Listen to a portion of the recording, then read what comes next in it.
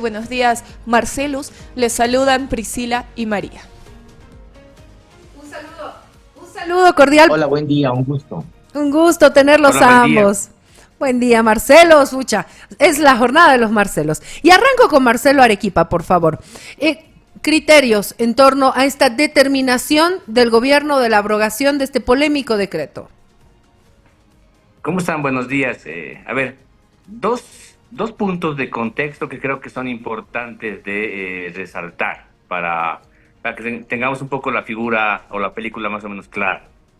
Primer punto de contexto. No hay duda de que hay un alto nivel de desconfianza institucional e interpersonal en el país. Esto no es, digamos, nuevo, no es casual. Y ese es un elemento que creo que ha estado presente y más aún hoy día en la coyuntura. Pero segundo elemento de contexto que se mezcla con el primero que acabo de mencionar. Estamos en un año, yo diría ya electoral, ni siquiera preelectoral. Ya este es un año electoral. Entonces, ¿qué mejor estrategia que intentar desgastar a tu oponente, a tu futuro adversario, pero además intentando sumarte algún puntito para decir yo represento a este sector específico de la sociedad?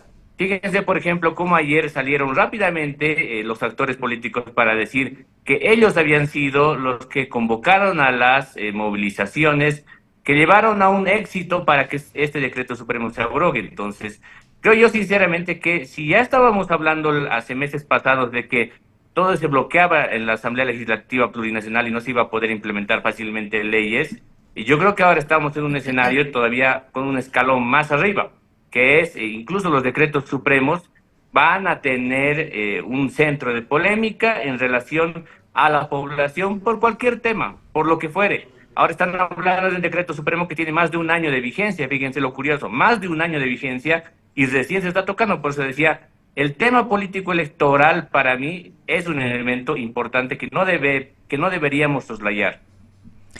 Marcelo Silva, la consulta para usted, ¿fue correcta esta decisión del presidente Luis Arce? ¿A qué me refiero? En caso de no haber abrogado este decreto 5143, ¿efectivamente hubiera existido una convulsión social, como lo decía el mandatario? Sí, es muy probable, es muy probable. A ver, es bueno tal vez establecer algunas cosas que me parecen importantes. No es la primera vez que el gobierno retrocede en decisiones, en políticas públicas, pero lo curioso es de que este retroceso no es originado precisa y centralmente por los sectores tradicionales de oposición política, ¿no? Si pensáramos que Comunidad Ciudadana, que Creemos, que el movimiento cívico cruceño, que los sectores de Manfred Reyes Villa en Cochabamba, de Vicente Cuellar, fueron los que propiciaron y manejaron o fueron el detonante central del retroceso del gobierno, sería algo realmente llamativo, ¿no? No fueron estos actores los centrales.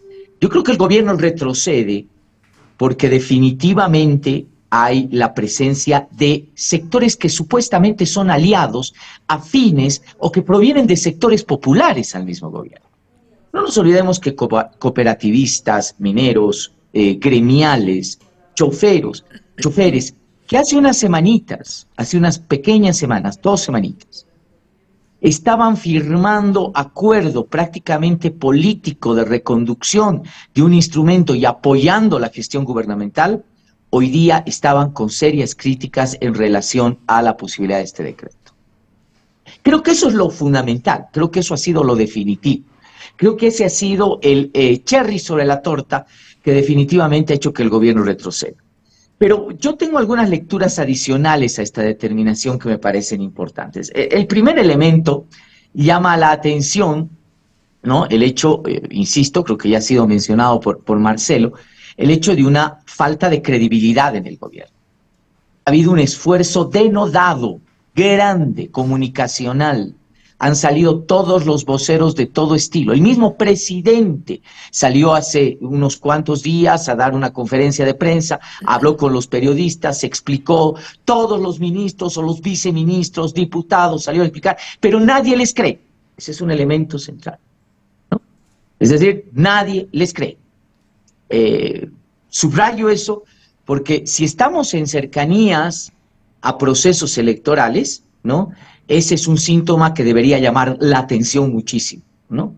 Sí, está bien, hermano, ok, queremos pegas, firmamos acuerdos políticos contigo, fortalecemos el partido y lo que tú quieras, pero en el fondo no creo lo que tú estás diciendo, ¿no?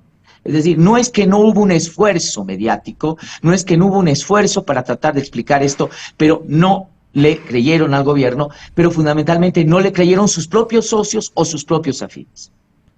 Y el segundo elemento es de que esto demuestra, coincido con que hay una agudeza en el ámbito de calentamiento electoral, cercano, por supuesto, al proceso que tendríamos en 2025, me preocupa mucho que el gobierno pueda verse imposibilitado en los próximos meses y todavía en lo que resta de su gestión, de tomar decisiones importantes en el ámbito de las políticas públicas.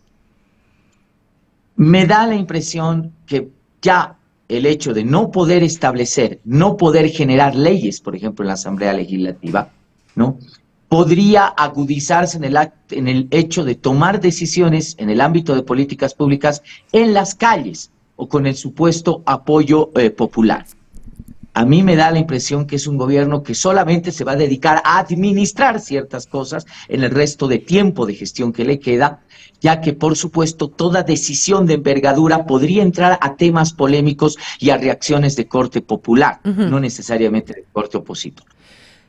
Bueno, les voy a pedir, por favor, que tratemos de hacer respuestas un poco más concretas para que podamos conversar de varias cosas que nos parecen fundamentales. Y yo quiero rescatar a lo que decía Marcelo Arequipa, porque decía, esta abrogación se da y salen los actores políticos y dicen, ay, fui yo los convoqué y no sé qué, porque estamos en un ambiente preelectoral.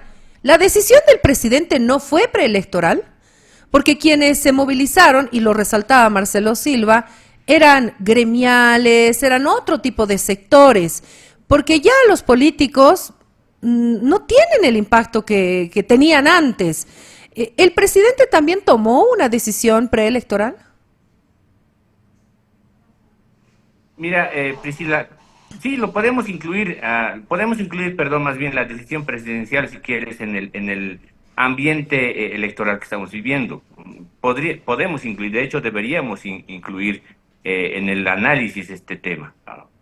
Sin embargo, yo no desmerecería tanto o menospreciaría quizá tanto el papel de los políticos de oposición en el país, porque fíjense lo interesante y curioso al mismo tiempo de esto. A mí me resulta muy llamativo que Evo Morales coincida en el discurso con el búnker, por ejemplo, y que se muestra un escenario de casi hacer el esfuerzo por mantener una misma línea comunicacional en ese lado. Marcelo Silva apuntaba el hecho de que el gobierno nacional saca a distintos voceros para hablar de este tema y para mandar un mensaje de certeza sobre este decreto supremo. Pero veamos también al otro lado. Al otro lado, creo que todos los actores políticos de oposición que están queriendo tener cierto papel electoral hacia el 2025, salieron y sacaron su cabeza y dijeron, bueno, incluso creo yo, reproduciendo o haciendo, perdón, de reproducción de maquinarias de mentiras, incluso haciendo eso, sacaron una misma línea de trabajo comunicacional sobre ese tema. Entonces, ahí sí se unieron. Si nos preguntábamos algún rato si la oposición podía unirse, pues creo que este es un ejemplo perfecto comunicacional para ver que la oposición de verdad, evismo y oposición política, sí se unió y manejó una sola línea. Bueno, es bastante compleja la situación si es que usted nos lo pinta de esa forma, Marcelo, como decisiones que ya se están tomando en medio de un ambiente preelectoral. Entonces, de gestión nos va a quedar muy poco. No sé qué opina Marcelo Silva en este caso. ¿De verdad son decisiones que se toman al calor ya de un ambiente preelectoral, ya en busca de aceptación popular? Porque ahí la gestión se ve gravemente comprometida. A ver, en el país hemos tenido muchísimos ejemplos de posturas que son muy fuertes, pero que en el fondo lo único que tienen dentro son cascajos. Y yo creo que el tema fundamental es de que definitivamente el gobierno no tiene el arropamiento popular, social y esa credibilidad que podría pintarse de alguna manera como un producto propagandístico. Creo que este es un detalle central. Creo que el gobierno sin el apoyo de el poder constitucional, y llamo el poder constitucional no solo al tribunal constitucional, sino también a las salas constitucionales que existen, podría moverse muy poco. Ya hubiese tenido sin duda alguna a gran parte de su gabinete censurado y el presidente hubiese tenido que volver a ratificarlos constantemente si es que una sala constitucional, por ejemplo, no le hubiese quitado a la Asamblea Legislativa Plurinacional su capacidad de fiscalizar, de interpelar a los ministros, que es algo que es consustancial a esa actividad. Entonces, este panorama puede acudizarse un poco más cercanías a las elecciones. Y usted lo apunta bien. Me da la impresión de que el gobierno no va a poder tomar determinaciones importantes, medidas importantes en el tiempo que le queda, por una debilidad estructural que tiene. Podríamos entrar a otro programa a ver por qué el gobierno, pese a pintarse fuerte, es débil, tiene problemas de debilidad estructural. Pero más allá de ello, me da la impresión que además hay temas que se acercan y son bastante espinosos. Uno de ellos, estamos a la vueltita, son los resultados del censo. Y esos resultados del censo van a implicar una cosa, que será trabajo del órgano electoral, probablemente la distribución de escaños, está bien. Pero hay un tema que va a llevar indudablemente a posturas regionales muy fuertes y es la redistribución de recursos económicos. Habrá que ver ahí cómo el gobierno puede sortear este tema. El tema de las elecciones judiciales. Los temas internos que agobian al gobierno en función de la propia ruptura y fraccionamiento que tiene internamente con una ala del movimiento al socialismo. Estos son elementos que indudablemente nos pueden visorar lo que usted menciona, que probablemente tengamos muy poco todavía en el resto que queda de gobierno de gestión pública. Muchas cosas son las que se van a tener que definir este año. Y como bien decía Marcelo Silva, el tema del censo será fundamental. El pacto fiscal, ¿no? La redistribución de escaños serán importantes. Y una Santa Cruz muy fuerte. Quiero un criterio de ambos, por favor. Arrancamos con Marcelo Arequipa. De Santa Cruz. El gobierno está generando una relación importante con esa mirada en elección rumbo al 2025 con Santa Cruz, que es un departamento con poder económico y que pronto se va a mostrar que va a tener una representación política importante e interesante. Y la votación, ni que se diga, por la cantidad de población que tiene Santa Cruz. ¿Tú crees, Marcelo, que están llevando adelante esta técnica de acercamiento con Santa Cruz o más bien se están alejando más? Mira, yo creo que si vemos un poco en las últimas semanas lo que ha ocurriendo en relación a las reuniones que ha tenido el Ejecutivo Nacional con el empresariado y especialmente con ese sector empresarial cruceño, yo diría que existe ciertamente ya un cambio de estrategia de relacionamiento del gobierno nacional con la élite cruceña, porque esto es, digamos, a ese nivel. Hay otro nivel, que es la base popular, digamos, si quieres, más extendida en Santa Cruz. Y ahí creo que el presidente ha estado bastante activo en el último tiempo en el relacionamiento con organizaciones sociales y con los sectores populares en Santa Cruz. Lo que sí se ha visto en este último tiempo es un acercamiento todavía muy tenue con el sector empresarial cruceño, que me da la impresión que eso ya está reflejando un cambio de estrategia en el escenario en el que estamos moviéndonos. Y un elemento más para terminar esta idea.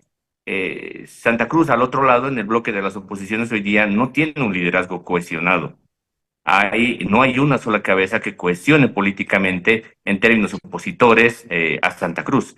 De hecho, por eso sale el señor Jean-Pierre a dar casi un discurso político hablando a propósito de el incremento salarial que el gobierno dictó el 1 de mayo. Casi un discurso político. Fue casi por intentar cubrir un espacio político que hoy día Santa Cruz no lo tiene de oposición política y que está buscando, creo yo, un liderazgo que represente a ese sector de oposición. Marcelo Silva, por favor. A ver, lo que pasa en Santa Cruz no está exento de lo que pasa en el país, y Santa Cruz es una gran incertidumbre. Los elementos de fraccionamiento, implosión de lo que era ese bloque de poder en Santa Cruz, indudablemente son evidentes hoy. El Comité Cívico Pro Santa Cruz ya no es definitivamente la lumbrera política o la instancia de luz política en el departamento. Tiene serio problema además con toda una estructura de poder en Santa Cruz. La gobernación no se habla con el Comité Cívico Pro Santa Cruz, o están empezando a tener ciertos acercamientos, pero de un lado distinto. El viejo liderazgo tradicional no aparece ya, parece haber sido superado. La alcaldía es otra instancia que está absolutamente perdida en el ámbito de tal vez un propio objetivo político. Usted tiene además no la posibilidad de no tener ni siquiera una fuerza política. Creemos como un partido regional ha implosionado, se ha fraccionado. Por lo tanto, habrá que ver, y creo que hay que hacerse dos preguntas nada más para ser débil. Uno, para ser claro, más bien, Santa Cruz podrá en algún momento reconstituirse y poder mostrar una posición política regional, como ha optado en los últimos tiempos. Lo ha hecho con Creemos, lo ha hecho con los demócratas, ¿verdad? Y eso hace de alguna manera que no importa lo que sucede en el escenario nacional, ¿no? Santa Cruz tendrá una representación política que le permita negociar. ¿Será esa la estrategia? ¿Podrá hacerlo Santa Cruz el 2025? Esa es la pregunta. La segunda pregunta es, si esta vez Santa Cruz, ante este descabezamiento, ante esta implosión, se adscribirá en lleno y en plano a un proyecto político o las oposiciones, me da la impresión que eso todavía no está claro y no está definido. Pero más aún, todavía habrá que ver el factor más dentro de Santa Cruz. No nos olvidemos que, guste o no guste en Santa Cruz, el MAS es la segunda fuerza política y siempre ha sido la segunda fuerza política. En algún momento incluso llegó a ser la primera fuerza política en el ámbito de votación.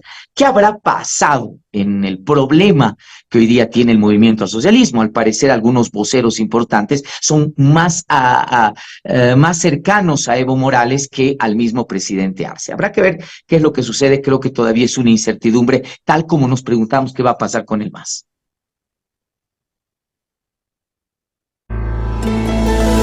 La magia de la radio se hace presente en el aire.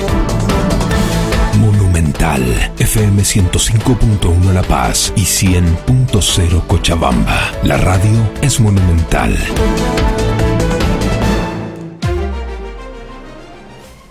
Bueno, ya para cierre, muchas gracias a ambos, Marcelo Arequipa y Marcelo Silva, por su participación en este análisis tras la abrogación del Decreto Supremo 5143, muy chiquitito.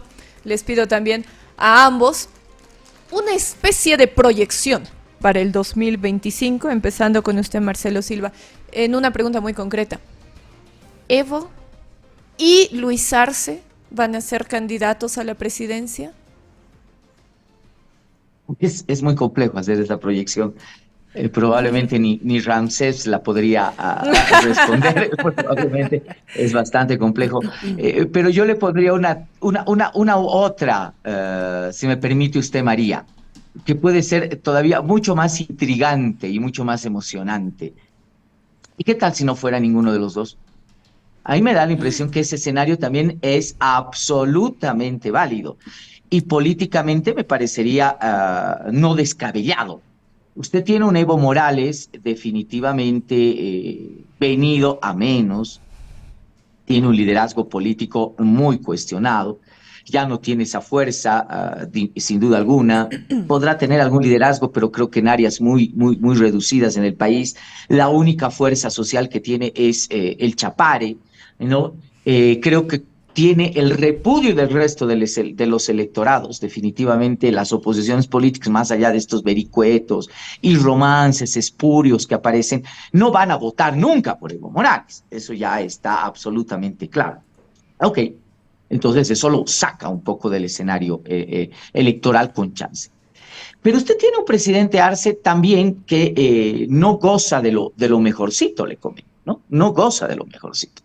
Yo creo que la guerra interna en el MAS, que ha sido autodestructiva con una insistencia y una vehemencia muy grande, también ha golpeado muchísimo y ha desportillado la imagen del presidente Arce y la imagen del gobierno. Realmente yo creo que hay mucha gente decepcionada dentro del mismo MAS y, por supuesto, el sector de las oposiciones políticas ahora sí podrá corroborar muchas de las hipótesis que ha estado manejando en el último tiempo. Arce y Evo Morales se han acusado mutuamente de ser los más corruptos, de estar involucrados en el narcotráfico, de violar la Constitución serialmente, etcétera, etcétera. Eso no va a quedar impune, me parece. Eso va a pasar su factura en el ámbito electoral. Entonces, a mí me da la impresión de que si el MAS quisiera en algún momento presentar alguna opción que sea realmente poderosa electoralmente, no necesariamente tendría que ser ni la de Arce ni la de Evo Morales. Así que yo le añado ese toque de misterio más para el 2025, María. Y con ese toque de misterio, la misma consulta entonces a Marcelo Arequipa. ¿Los dos enfrentándose? ¿Ninguno? ¿Uno de los dos? No llegaría tanto al siguiente año, porque igual que mi colega y amigo Marcelo Silva, creo que es bien complejo establecer un criterio, pero sí diría que a día de hoy, si me preguntas que si el domingo ya son las elecciones o el subsiguiente domingo son las elecciones, yo diría que a día de hoy la balanza está un poquito más inclinada a favor de Luis Arce que de Evo Morales. No voy a repetir las ideas que ha planteado mi colega Marcelo Silva, porque creo que refleja, digamos, el retrato de lo que ya tiene Evo Morales en su contra, que es bastante. Por eso decía, a día de hoy, con todo lo acumulado, creo que la balanza está un poco más inclinada a favor de Luis Arce. Gracias a ambos Marcelos por haber estado con nosotros, siempre un placer tenerlos y bueno, esto se va a intensificar seguramente este año y el próximo, ni qué decir después de todo lo que sucede este año con el censo, porque para mí eso será fundamental. Ha sido un placer. El tablero, sí, gracias. Chao Marcelo, Marcelo Arequipa y Marcelo Silva. Adiós, gracias. Chao. Muy bien. Gracias. Buen día. Contacto Abierto. 12 años al aire. El programa de radio que puedes ver.